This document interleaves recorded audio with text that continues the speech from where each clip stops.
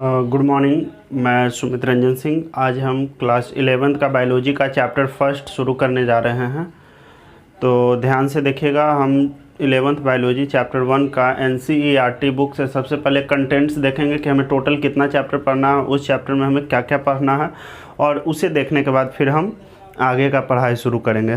तो चलिए हम लोग एक एक करके चैप्टर देख लेते हैं। जो हमारा सबसे अब हम बात करते हैं क्लास 11th का बायोलॉजी का, तो इसमें जो चैप्टर है वो यूनिट वाइज दिया हुआ है। इसमें टोटल 5 यूनिट है, 1 2 3 4 5। इसके अंदर 5 यूनिट दिया गया है और इस 5 यूनिट के अंदर टोटल 22 चैप्टर है। तो सबसे पहला जो यूनिट है जीव जगत में विविधता। जीव जगत में विविधता के अंतर्गत हमें क्या क्या पढ़ना है हम ये देखेंगे। तो पहला जो चैप्टर है हमारा वो है जीव जगत। पहला चैप्टर है जीव जगत। इसमें हम जानेंगे सबसे पहले तो इसमें थोड़ा सा इंट्रोडक्शन देखना होता है, what is biology, what is science, ये सारा। तो हम इससे पहले आपको बता चुके हैं, आप पहले का वीडियो में देख चुके होंगे, और अगर नहीं देखे हैं तो उसका हम लिंक इस वीडियो के डिस्क्रिप्शन में डाल देंगे, जिससे क्या होगा कि आप देख लीजिएगा। तो जीव जगत में हम लोग देखेंगे सजीव किसे कहते हैं, यह कहाँ पाया जाता है, कितने प्रकार का होता है, बस। यानी कि पहला चैप्टर में हम सजीवों के बारे में जानेंगे, उसका नामकरण कैसे हुआ, वो कहाँ कहाँ पाए जाते हैं। उसके बाद हम देखेंगे इसी चैप्टर में कि सजीवों को बचाने के लिए हम क्या क्या कर सकते हैं, जैसे और बहुत सारा जो सजीव विलुप्त हो चुका है उसके लिए क्या सरकार कर रहा है। यानी कि हम इस चैप्टर में देखेंगे म्यूजियम के बारे में, हर्बेरियम के बारे में, जू के बारे में, ये सारा का सारा चीज़ इसके अंतर्गत पढ़ेंगे। हम बहुत सारे जीवों का साइंटिफिक नेम इस चैप्टर में जानेंगे। अगला जो हमारा चैप्टर है जीव जगत का वर्गीकरण। जीव जगत का वर्गीकरण, इस चैप्टर में हम लोग देखेंगे कितने प्रकार के सजीव पाए जाते हैं, वे कहाँ कहाँ होते हैं। यानी कि सजीवों का वर्गीकरण के बारे में हम इस चैप्टर में जानेंगे। उसके बाद अगला जो हमारा चैप्टर है वनस्पति जगत।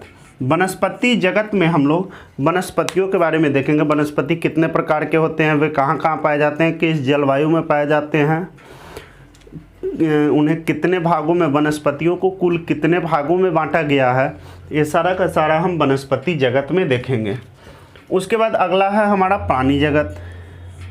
इसमें भी हम वही चीज़ सेम, यानी वनस्पति जगत हो गया हमारा प्लांट किंगडम, प्राणी जगत एनिमल किंगडम, यानी कि एनिमल कितने प्रकार के होते हैं, यह कहाँ कहाँ पाए जाते हैं और ये कितने भागों में बांटा गया है, ये सारा का सारा देखेंगे। अब हमारा है पादप एवं प्राणियों का संरचनात्मक संगठन। पादप एवं प्राणियों का संरचनात्मक संगठन के बारे में हम लोग सेकंड यूनिट में देखेंगे। इसका पहला चैप्टर है पुष्पी पादपों की आकारकी। आकारकी, देखिए एक टर्म आ गया, आकारकी को इंग्लिश में हम लोग मॉर्फोलॉजी कहते हैं। मॉर्फोलॉजी क्या होता है हम थोड़ा सा बता देते हैं। Study of external structure is called morphology. उसके बाद यानी कि पुष्पी पादपों की आकारकी, इसमें हम लोग देखेंगे पुष्पी पादपों का मॉर्फोलॉजी, यानी कि पुष्प वाले वैसा पादप, ऐसा पेड़ जिसमें पुष्प लगते हैं, वो कैसा होता है, उसका आकार कैसा होता है, उसका तना कैसा होता है, उसका बनावट कैसा होता है, ये सारा का सारा बाहरी संरचना के बारे में हम देखेंगे। कितना लंबा होता है, कैसा दिखने में होता है, किस प्रकार से बना होता है, इसमें पत्तियों का संरचना कैसे होता है, ये सारा का सारा चीज़ हम इसमें देखेंगे। अगला है पुष्पी पादपों का शरीर, यानी एनाटमी। पुष्पी पादपों का anatomy, anatomy of flowering plant. इसमें हम देखेंगे एनाटमी क्या होता है। सबसे पहले ये जानते हैं, एनाटमी का मतलब होता है आंतरिक संरचना का अध्ययन, यानी कि study of internal structure is called anatomy. यानी अंदर के संरचना के अध्ययन को हम लोग एनाटमी कहते हैं। बाहर के संरचना के अध्ययन को मॉर्फोलॉजी और अंदर के संरचना के अध्ययन को एनाटमी। यानी पुष्पी पादप का एनाटमी कहने का मतलब वो उसका आंतरिक संरचना कैसा होता है, वो अंदर से किस प्रकार से बने होते हैं, किस किस ऊतक से बने होते हैं, ये सारा का सारा चीज़ हम इसमें पढ़ेंगे। उसके बाद है प्राणियों में संरचनात्मक संगठन। अब प्राणियों में जब हम संरचनात्मक संगठन का बात करते हैं तो सभी प्राणी, कहने का मतलब पादप एवं प्राणी दोनों जगत किस प्रकार से बने होते हैं, उनका शरीर किस प्रकार से बना होता है, किस प्रकार के कोशिकाओं से, किस प्रकार के ऊतक से बना होता है, कौन कौन सा ऊतक से तो ये सारा का सारा उनका संरचनात्मक संगठन के बारे में हम पढ़ेंगे। इसी चैप्टर में हम लोग केचुआ के बारे में, तिलचट्टा के बारे में, मेढक के बारे में भी हम लोग इसी चैप्टर में पढ़ने जा रहे हैं। अगला हमारा तीसरा यूनिट है कोशिका, संरचना एवं कार्य। कोशिका से आपको याद आ गया होगा, क्लास 9th में आप पढ़े होंगे। कोशिका के अध्ययन को हम साइटोलॉजी कहते हैं। कोशिका के अध्ययन को हम साइटोलॉजी कहते हैं। और तो इसमें सबसे पहले हम देखेंगे कोशिका किसे कहते हैं, जीवन की इकाई इसे क्यों कहा जाता है, ये सारा का सारा चीज़ हम इसी चैप्टर में पढ़ेंगे। कोशिका के बारे में हम लोग पढ़ने जा रहे हैं इस चैप्टर में। कोशिका किन कोशिका के अंदर कौन कौन सा कोशिका अंगक पाया जाता है, उसका क्या काम है, वो कैसे काम करता है, ये सारा का सारा चीज़। उसके बाद अगला है हमारा जैव अणु, जिसे बायोमॉलिक्यूल्स कहते हैं। अब कोशिका जो हमारा है सर, वो विभिन्न प्रकार के कार्बनिक और अकार्बनिक अणुओं से बना होता है। अब कार्बनिक अणु कौन कौन सा है, तो कार्बोहाइड्रेट है, प्रोटीन है, वसा है, बीटा, ये सारा का सारा। तो कार्बोहाइड्रेट जो हमारा है वो कैसे बना हुआ है, कार्बोहाइड्रेट कितने प्रकार के होते हैं, उसका संरचना सूत्र क्या होता है, इन सारे चीज़ों के बारे में हम इसमें देखेंगे कि वो कैसे बॉन्डिंग कर कर के हाइड्रोजन के साथ, कार्बन के साथ, ऑक्सीजन के साथ किस तरह से बॉन्डिंग कर कर के कार्बोहाइड्रेट बना होता है, प्रोटीन किस प्रकार से बना होता है, न्यूक्लिक अम्ल के बारे में, ये सारा का सारा हम यहाँ पर देखने जा रहे हैं। उसके बाद अगला है कोशिका चक्र एवं विभाजन। कोशिका चक्र एवं विभाजन। अब कोशिका चक्र एवं विभाजन में हम देखेंगे कि किस प्रकार से कोशिका सूत्री, अर्धसूत्री यानी माइटोसिस, मियोसिस के द्वारा किस प्रकार से विभाजन करता है, कोशिका कब विभाजन करेगा, कैसे करेगा, किस प्रकार से करेगा, यानी कोशिका के विभाजन के बारे में हम इसमें पूरा का पूरा जानते हैं। अब अगला है हमारा पादप कार्यकी। अब यहाँ पर कार्यकी एक शब्द आ गया सर, तो यहाँ पर देखिए जो हमारा चौथा यूनिट है पादप कार्यकी, तो हम आपको थोड़ा सा बताना चाहेंगे। कार्यकी शरीर विज्ञान या शरीर क्रिया विज्ञान, तीनों एक ही चीज़ होता है। कार्यकी को हम लोग फिजियोलॉजी कहते हैं। फिजियोलॉजी दो शब्दों से मिलकर के बना हुआ है, फिजियो प्लस लॉजी। फिजियो का मतलब होता है फंक्शन, लॉजी का मतलब होता है स्टडी, यानी जिसमें हम फंक्शन के बारे में स्टडी करते हैं उसे फिजियोलॉजी कहते हैं। पादप कार्यकी यानी प्लांट फिजियोलॉजी, मतलब कि पेड़ पौधों के द्वारा किए जाने वाले क्रियाकलाप के बारे में, विभिन्न प्रकार के क्रियाकलाप के बारे में हम लोग इसमें पढ़ने जा रहे हैं। तो जैसे पहला जो हमारे यहाँ पे 11 नंबर चैप्टर है यूनिट 4 का, तो इसमें हम लोग देखेंगे पौधों में परिवहन।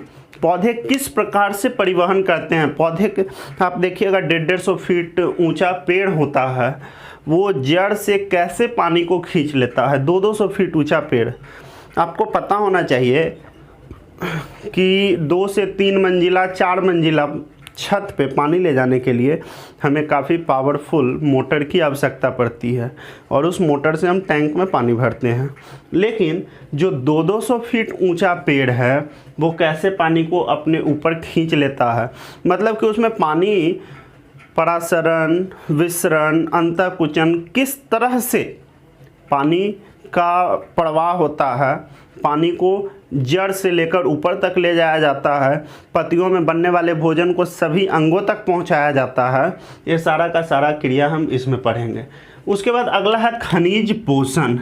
खनिज पोषण में हम लोग देखेंगे क्या कि किसी भी पेड़ पौधे को कौन कौन से खनिज की आवश्यकता पड़ती है, उसे नाइट्रोजन कितना चाहिए, फास्फोरस चाहिए और क्या क्या चाहिए, मतलब कि पेड़ पौधे को अपना भोजन बनाने के लिए, जीवित रहने के लिए, अपना जीवन यापन करने के लिए उन्हें प्राकृतिक में मौजूद कौन कौन से खनिज की आवश्यकता पड़ती है और कितना पड़ती है, वो किस माध्यम से इसे ग्रहण करते हैं, ये सारा का सारा चीज़ हम खनिज पोषण में पढ़ेंगे। चैप्टर नंबर जो हमारा 13 है, इसमें है उच्च पादपों में प्रकाश संश्लेषण की क्रिया। हम लोग अक्सर नॉर्मल पढ़ते आए हैं कि सूर्य के प्रकाश की उपस्थिति में जल कार्बन डाइऑक्साइड गैस की सहायता से भोजन बनाना प्रकाश संश्लेषण की क्रिया कहलाता है। यानी पत्ती में मौजूद हरित लवक, कार्बन डाइऑक्साइड गैस, जल एवं सूर्य के प्रकाश से भोजन बनाना प्रकाश संश्लेषण कहलाता है। अब छोटे पौधे में तो एक क्रिया आसानी से हो जाता है, लेकिन जो पौधे काफ़ी विशाल पौधे हैं तो वो कैसे प्रकाश संश्लेषण की क्रिया करते हैं।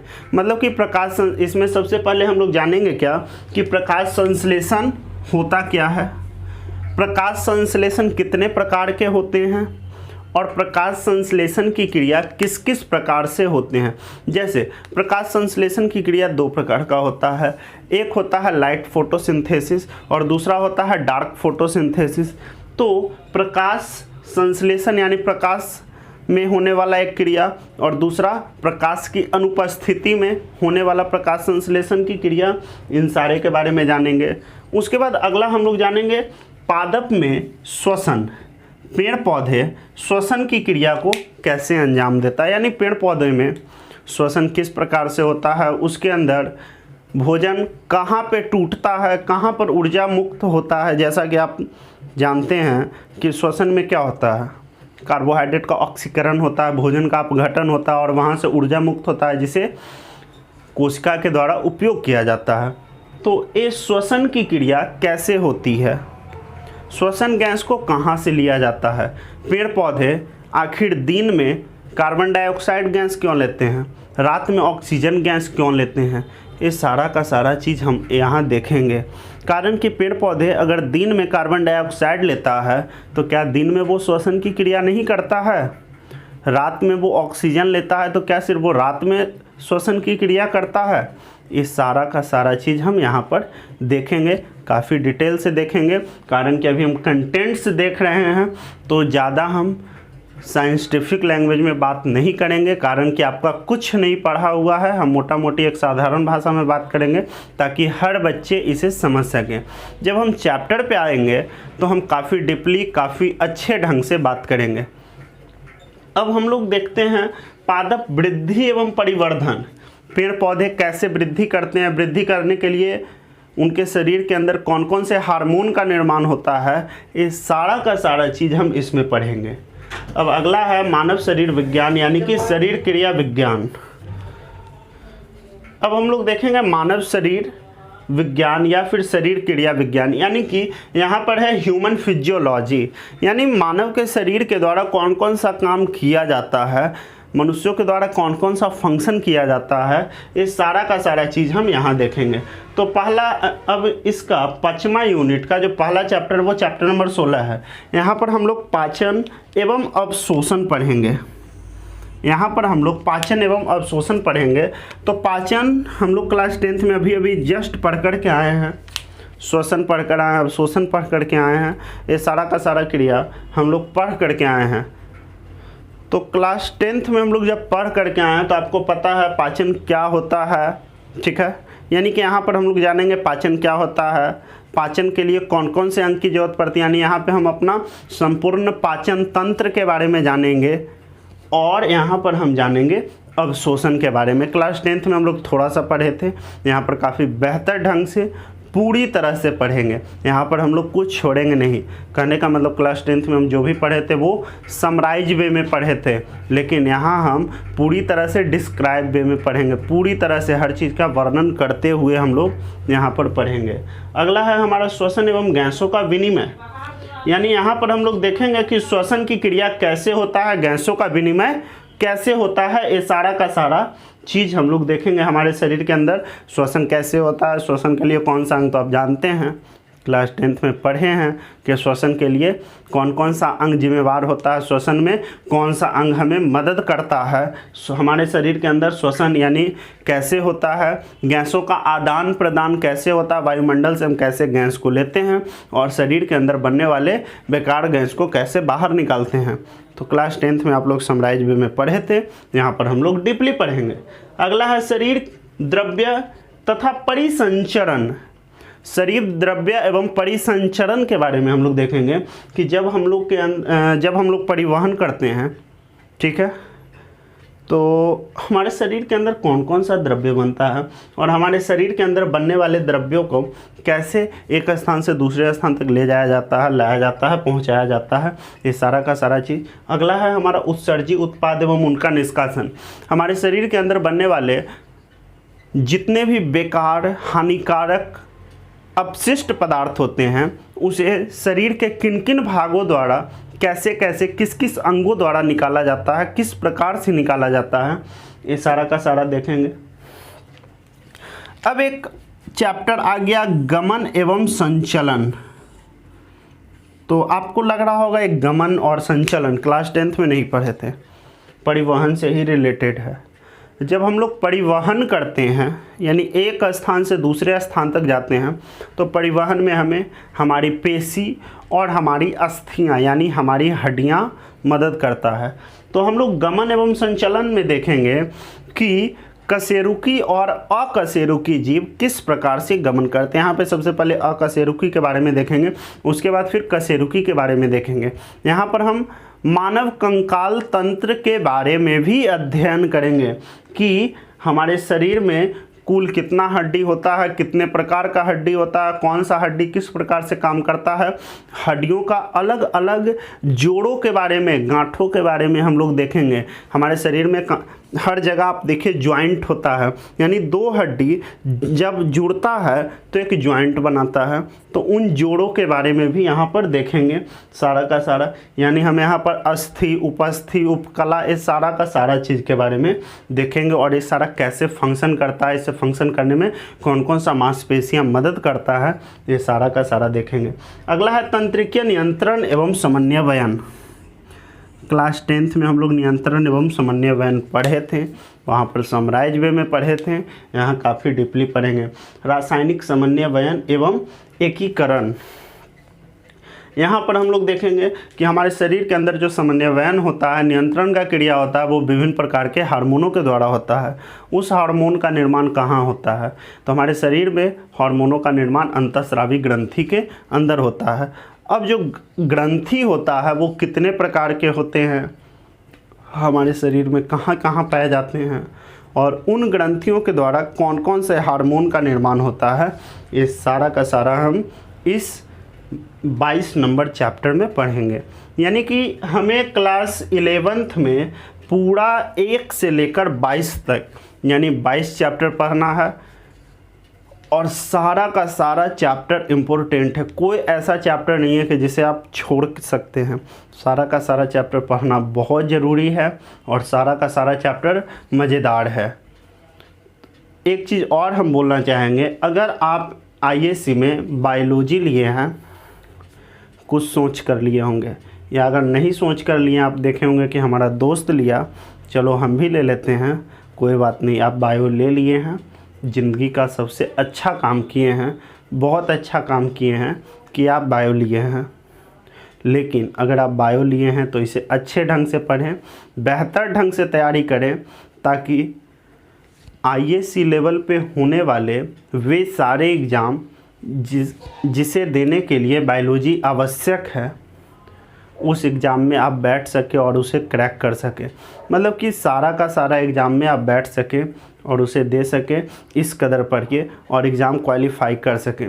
सिर्फ आईएससी एग्ज़ाम पास करने के लिए बायोलॉजी मत पढ़िए, ऐसा पढ़िए कि आप इसी फील्ड में करियर बना सकते हैं। अभी देखिए ना, कोरोना का समय है, सारा का सारा बिजनेस बंद हो चुका है, हम लोग का टीचिंग बंद हो गया, घर से कर रहे, सारा का सारा कंपनी कारखाना बंद हो गया, सारा का सारा ऑफिस बंद हो गया। लेकिन मेडिकल एक ऐसा फील्ड है जो कि चल रहा है लॉकडाउन में भी, इसे कोई बंद कराने वाला नहीं है। और लॉकडाउन में जब चल रहा, मतलब कि हर समय, हर सीजन में, हर मौसम में चलने वाला है और सबसे ज़्यादा फ़ायदा देने वाला, सबसे ज़्यादा कमाई वाला क्षेत्र होता है। तो आप लोग इसलिए बायोलॉजी को पढ़िए, बायोलॉजी से रिलेटेड होने वाले मेडिकल एग्ज़ाम्स को दीजिए, क्वालिफाई कीजिए और अपना करियर को बढ़ाइए।